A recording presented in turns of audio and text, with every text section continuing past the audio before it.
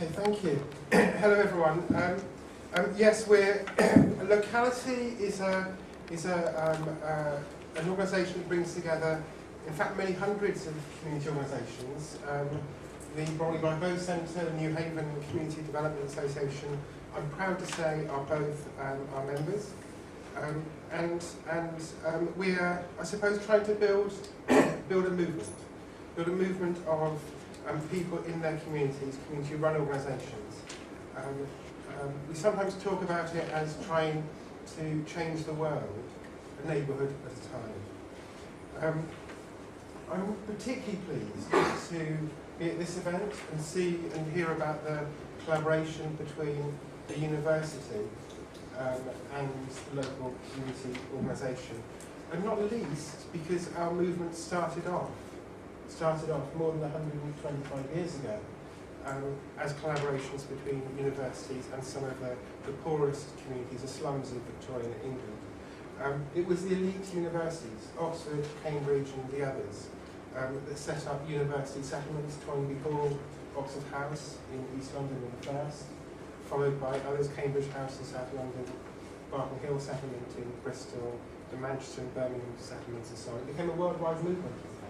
It was universities feeling that they could directly tackle some of the underlying social evils, as they described them then, of Victorian England, by a very odd experiment, creating things that looked like Oxford and Cambridge colleges in the slums of Whitechapel, with their quadrangles and their chapels and everything, but where people in universities would live and work alongside local people, get to the heart of the matter, and find not just local but national solutions as well. And out of that, the university settlements led the campaign for universal pensions. They pioneered the first law centres and advice centres, developed the idea of legal aid. They laid the foundations for the welfare state, leveraged and actually worked in settlements as young men, created the NHS, and they pioneered social work, the discipline of social work. A whole series of, not just local, but nationally, internationally significant things came out of that partnership. And so we're really keen as a movement to think about what could a 21st century partnership be between universities and these sorts of community organisations. Can we find a way to revive that? And I think what's happening here is enormously useful in that respect. I was asked to suggest a couple of things as conversation openers, conversation starters, and I've got a couple of things which I thoughts or questions really which I wanted to share with you, which I think it might be really quite interesting to have a discussion around. And they're slightly provocative things, and deliberately so. My first question is about the extent to which impacts should be predetermined. There's a traditional command and control model of public service, which I think you'll all be very familiar with. The Public Service Commissioner decides on the outcome they want to achieve. And then, with the funding they have, they award contracts accordingly, and they monitor the activities of the organisation doing the work to ensure compliance with the contract. Very straightforward, and it is the model that has prevailed for many, many years.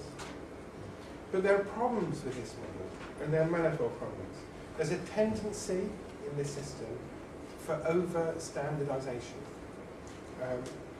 and also for silo working. In other words, the pot of money that the Commissioner has around, for example, mental health services, is used separately from the pot of money that another Commissioner has, for example, dealing with alcohol dependency. And they never sit easily together. So you get this standardisation, you get silo working. You also get, I see a lot of this, perverse behaviours by the organisations charged with developing and delivering the services, designed to meet the contract requirements and therefore get paid, rather than tackle the problem. And inflexibility, and barriers to learning by doing. The idea that actually some of the best things come out of constant experimentation and things evolve naturally. And that system, that command and control contracting system, actually makes it very difficult to do that. And so this is a problem that I think has been recognised for a fair time. And all sorts of policy and practice has begun to search for viable alternatives. And some of the examples would include the recent introduction of social value clauses. There was an act passed earlier this year, which allows people commissioning services to introduce social clauses. Social clauses mean that when somebody, a provider, is bidding for a service, they can, as well as bidding to deliver that particular service, they can produce additional outcomes that add social value. So they can say they'll provide a care service, but they'll also perhaps employ people with an offending history in doing that, and that produces an additional social value. That's social clauses. There are community investment models where the outcomes are not always predetermined. Some of the work that we've been doing, my organisation and others, around community asset transfer would be an example of that. Transferring land and buildings into community ownership. Not with creating that as an investment, not in order to deliver a particular narrow outcome, but in the belief that that organisation will use those assets well and wisely and create all sorts of continuing benefits for that community.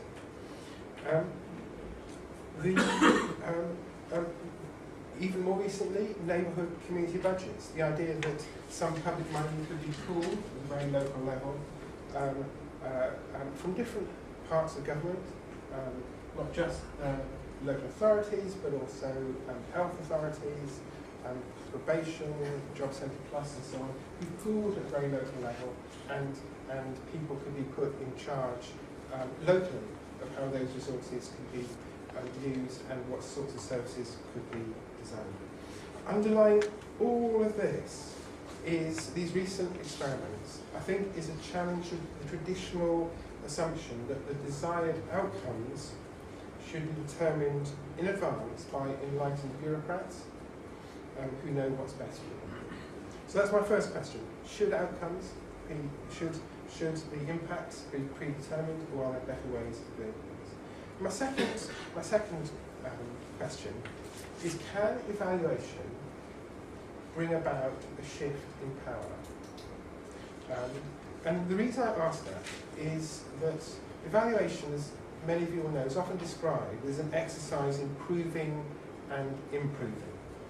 And to my view, most evaluation actually does neither. It neither provides proof about whether something really works. It's whatever evidence is produced by an evaluation exercise, in my experience, it's always easy to undermine it and to challenge it. Even elaborate exercises, some of you will know about social return on investment, that tries to give a monetary value to the impacts, or social accounting, turn out to be easily capable of data manipulation. They're often little more in the way for a commissioner to justify their spending, or a supplier to promote their organisation. And in terms of improving, so that's proving, in terms of improving, there's often little connection between an evaluation exercise and service design, current service design or future service design.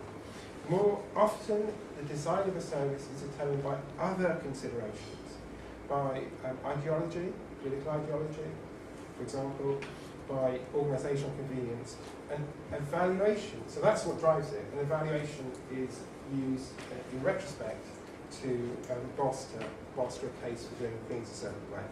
So perhaps we should be more honest about that and accept that evaluation is in fact an exercise in power, either seeking to appeal to the powerful if you're trying to raise money, or justifying the use of power if you hold the money to start with. And if that's the case, I think there's a challenge for us, which is can we build forms of evaluation which create a shift in power in favour of service users and communities, rather than primarily serving funders and suppliers. For example, service users themselves receiving funds so that they themselves can commission or deliver the evaluation that works for them. So, 2 questions to leave with. Thank you.